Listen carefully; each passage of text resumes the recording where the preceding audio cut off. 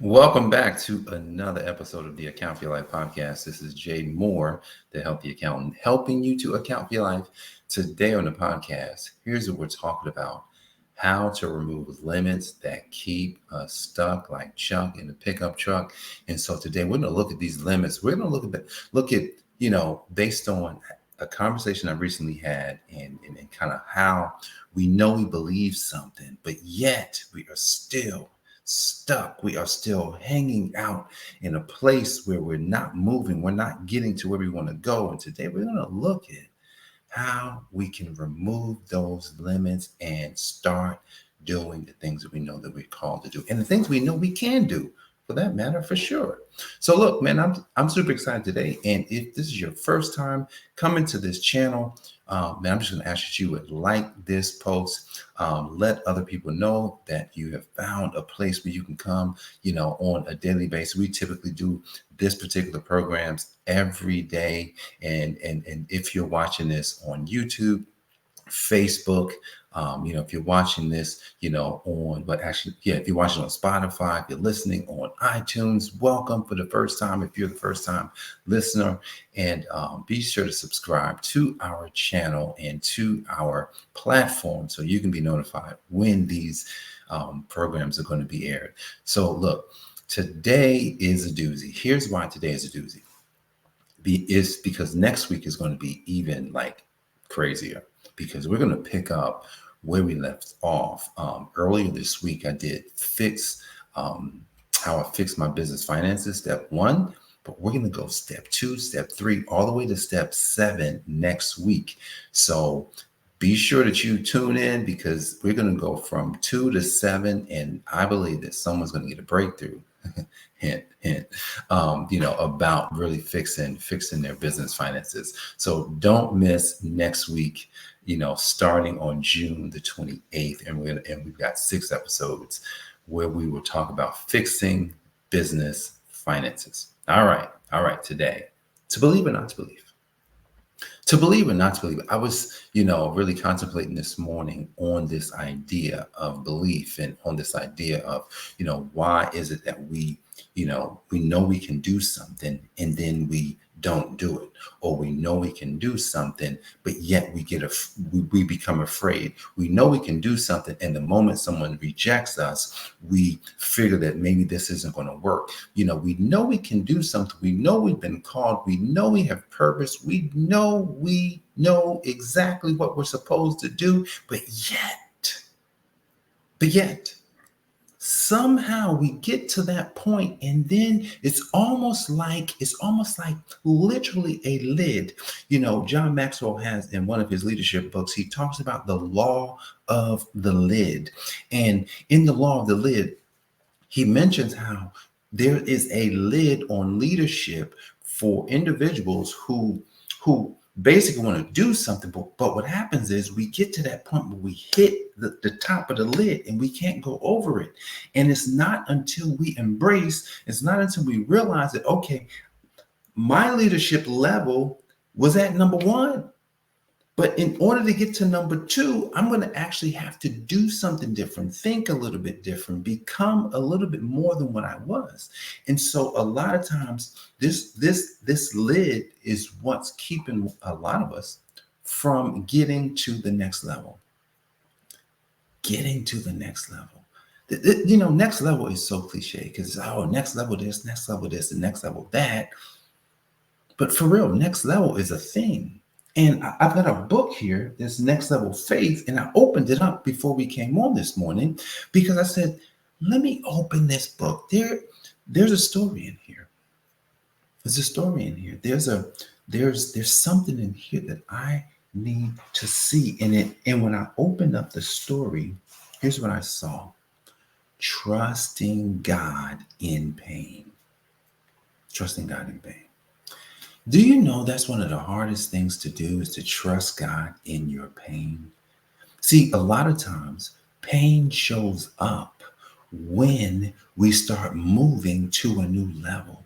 God is looking to teach you and me what the next level looks like. But here's the thing, it's not free. He's just not going to take us to a new level without us understanding and realizing that we have to grow in the process. And typically, growing creates pain. So when God takes us through getting to a new level, pain usually comes up. Trusting God in pain. Yeah, there's a story in it I may mention, but I do want to mention a conversation that I had just recently. And in the conversation that I was having with the individual, what I was trying to discover is what was the limitation stopping them from getting where they said they want to go. You see what I'm saying? A lot of times we say we want to go somewhere. We say we want to do something. We say we want to have something. And yet what happens is, look, me too. But that's why I'm talking about this, because I know exactly what this feels like to have this knowing and to have this belief that I can do something, and yet it's not getting done. And then you ask yourself, well, why is it not getting done? And so in this conversation I was having, the individual was just kind of breaking down to me kind of like what they were doing and how they did this and what they was really hoping for. And what happened was they were doing everything the coach said to do. They're doing it. But here's what happens. If we don't accept before it's time that it doesn't matter how I feel in this process, I'm going to keep going. If we don't actually do that before we start, do you know what happens? You get to the point where it's time to make a decision. It's time to move again, and we don't do it. And in the story, as the individual was breaking down what they did and, some of the stuff that, was the reasons why they can't do it anymore or it's not working for them. Is it, well, I did everything I was supposed to do and nothing happened. That just means that you got to a limit and got stuck. Think about it. Imagine you join a coaching program, and the coach, typically there's usually materials. You got to do the trainings, right? You show up to the calls. Maybe you're asking questions. You're doing worksheets, all these things. Imagine building up your worksheet library. You've done all the actual training. You literally get certified in the information, or meaning the certification is mainly you completed it all. So now it's like, I completed everything. Now things should be rolling. Oh, that's the first lid. That's the first lid.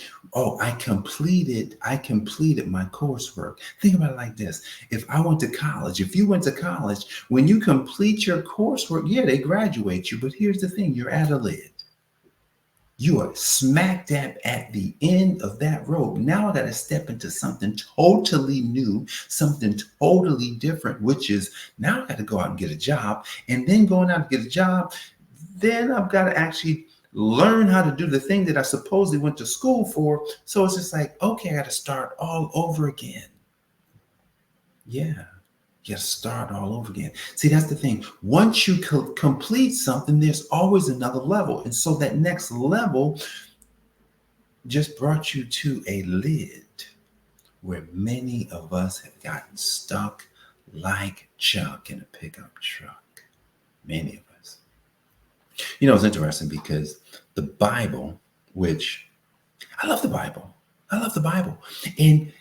But I also can tell you that there's a problem with the Bible. When I say a problem, it's what people understand about the Bible is the problem. It's how it was delivered to them is the problem. It's how they have read the Bible and not understood the Bible. So I can say I believe the things in the Bible. I can say that the Bible is filled with all these truths, but yet I do not understand exactly what has to happen. I do not understand how to go from, okay, I read everything to now going to the next level. What happens is we get stuck right there and we say to ourselves, oh my goodness, I've read the Bible. I know what faith is. I know all the stories. I know who Jesus is. I saw all the miracles. I understand the miracles, but yet we come up against a limit. And the limit is, do you believe or do you believe? Like, do you really believe? Think about what Jesus did in some of his healings. Do you believe? What do you want? Like he would ask people, what do you want? What are you asking me for? See, because he's like, I don't have a lot of time, but what do you want? See, because you can actually believe that you want something and that it can be delivered to you. And so when he goes to the man at the pool, you know the story, right? Paralytic, he's at the pool, and the pool is supposed to be a place where people can get healed, and here it is, everybody's getting healed but him. Like, the water gets ruffled and everybody runs over there and they're supposed to get healed, and so he's there, and Jesus says, what do you want? He says, man, well, no one's here to take me to the pool. What did Jesus ask him? He says, what do you want? To remove the limits that we have, we got to know exactly what we want. You got to, like, to the T. This is part of the conversation we were having, because I'm asking, my friend, like, about what they want. And that was a little unclear. Because the moment we get stuck, it's almost like the only thing we can see is the fact that we're not moving. The fact that, I guess this didn't work, or the fact that it wasn't in the cards for me. What do you want? This is what Jesus asked the paralytic. What do you want? Don't make excuses. We cannot make any excuse for what we want. We just got to say, I just want to walk, dude. Like, I want to get up from here. I want to be able to go and come as I please. I want to be able to spend time like my family. I want to be able to spread the good news, whatever it is. And when he finally says, I want to walk, he says, well, get up. Jesus says, well, get up. Jesus didn't say, like, Jesus basically said, if you would like to get up, then I would like to see you get up. Come on, get up. So now Jesus is offering him the belief that whatever has been holding him back, keeping him stuck, is a construct, and that he can now walk. Now, here's the thing. That's a little challenging, right? Because when we think about this story, if this man was really paralyzed, can a paralyzed man really just stand up and start walking? Is that really possible? Well, I don't know, is it? I've heard stories, real stories, where people got up out of their wheelchairs, chairs, and walked. I've done research and, gotten into, a lot of things that deal with mental thinking. And, when I go back and I'm hearing these, these scientists and researchers and, what they say about the mind and how the mind controls everything. And a lot of times when they're doing tests, they test people with different things, and it's nothing like the placebo. It's the placebo test, when they act like they're giving you something. They tell you they're giving you something, but they're not. They're just giving you basically water, something that's not going to affect you. And then the people that take the placebo, all of a sudden they get the result. And because in their mind, they thought they were getting something, and they changed. Think about that. So even science is realizing that, wow, the mind controls everything. So something as crazy as being paralyzed. It's possible that given the right scenario, given the right situation where a person actually could believe something based on whatever construct is made for them, and then their mind actually knows that this is real. Because once our mind knows that something is real, once the mind knows, then it just knows. And then you see a person get up out of their wheelchair and walk. You see a person says, I'm healed. Oh my goodness. My knees don't hurt anymore. My ankles don't hurt anymore. I can see. See, this limit that we come up against is a natural limit. It's a natural limit. And in Genesis chapter 1, I love Genesis, and I'm so thankful for teaching. Like, without teaching and without understanding, then a lot of times we just We don't know exactly what something is saying, but with teaching and understanding, all of a sudden you could look at something like Genesis chapter 1 and see something totally different. I remember some years ago when I read through Genesis chapter 1 a bunch of times, and it, like, I didn't even understand what I was reading, but I knew there was something powerful in this text. I was like, wait a second, have y'all read this? This is so powerful. This is so big, but man, no one was really trying to figure out how we can use Genesis chapter 1. So in Genesis chapter 1, it says that in the beginning, God created the heaven and earth. God created the heavens and earth. Like, that's the first statement that is made. So now it's like, wow. And then when you go down to verse number 26, he says, and let us make man in our image after our likeness. What? So when we think about that, God created the heavens and earth, let us make man after our own image, which means that I'm in an image of God, which means that what God can do, I can do. Like, this is a law. Whatever. Okay, let me slow down. This is a law. Like begets like, meaning you can only produce what you are. You can't produce what you're not. An orange can only produce an orange. An apple can only produce an apple, right? A mango can only produce a mango. So God can only create or produce creative beings. This is what God created in his image. He says we're going to produce our own. We're not like all this creation stuff. We've created that, but now that creation, we have made the creation for our new creation, which will be like us, to take the stuff that we've created and make more stuff out of it. See, when we get to this lid, right? When we get to that limit, that's where we have to understand the law of creation. The law of creation is you got to be it first, right? You got to be it. And folks will say, well, Jay, I'm not there yet. That's fine, but you have to be it, meaning you would like to be a millionaire. You would like to be a business owner. Then that means I must take on the mind, the beingness of that type of person. Talking to me too, guys. This is not just for you. This program today is because I needed to talk this out. The beingness of that person is who we have to be, is who I have to emulate. So I must be that person. This is the law of creation. Then, now that I'm being the creation, I'm in the mind of that I'm in the mind of that type of person.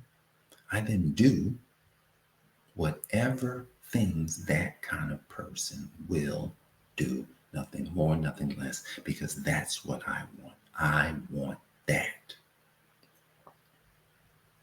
Be the person. Do the thing. And the results come. Have dominion over the fish, the earth, whatever it is. But this is how we create the dominion, is becoming, doing, and because we became and we did, we get to have. Which means if there was a limit, we would have removed it and would no longer be stuck like Chuck in a pickup truck, because we now are the person producing the results. So let's think about it. Now that I've done it, now I can show it. Now I can tell people and help people. See, literally, I did something this week that says, I can actually teach people how to do this now that I have done it. I did a millionaire activity.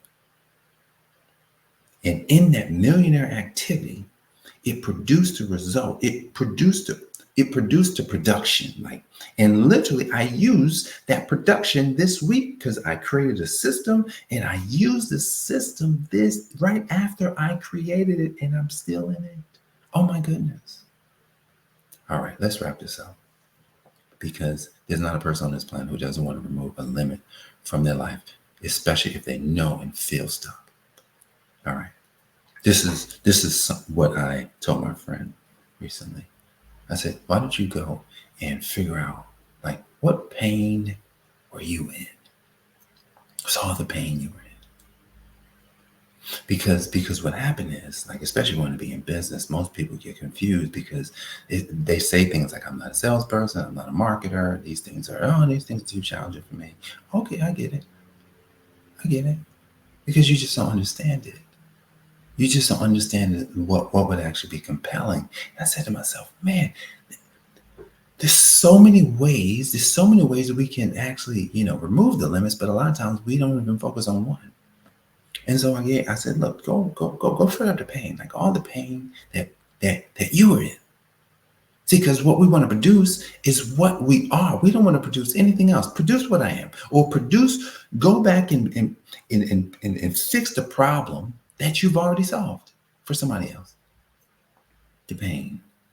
What was all the pain? And then associate the pain with the outcome. The pain and the outcome. Most people, you got to use the pain to get them involved. But at the end of the day, everyone would, like most people, would not mind going through the pain if they knew the outcome, that compelling outcome that they can get as a result of being in that pain, but getting out of it. So you want to remove limits from your life? What pain are you in? And write down all the pain you're experiencing today. And then associate the pain. Now go from pain and then say, what is the outcome that ultimately I would like? And then write down all these outcomes. And then you want to look at that. You want to study that, because that is the beginning. That is the beginning of breaking through into a transformational you. That's the beginning. So guys, look, you want to remove limits? Look, go back and listen to this all over again. Follow it through and do this exercise so that, one, you are no longer stuck like Chuck in a pickup truck. At least I will not be stuck like Chuck in a pickup truck. That's what I'm saying. I am an overcomer. I'm a transformational person. I do the things that I know I have to do because I was created in the image and the likeness of the Most High God, the creator of this universe. That's who created me. So if there was a limit, that limit is removed today. So guys, I want to thank you for joining me for this episode of the Account Life Podcast. Be sure to like this post, right? Let YouTube know, especially if you're watching on YouTube, like this post, comment on this post, let people know that, hey man, if you were not stuck, but if you know someone who is, then tag them or share this with them so they can take these 23 minutes and kind of go through this so that they can get unstuck and start doing something powerful. But don't forget, next week, we're going to finish the series on fixing my business finances. We got 6 more episodes. That's going to be from Sunday to Friday, I believe.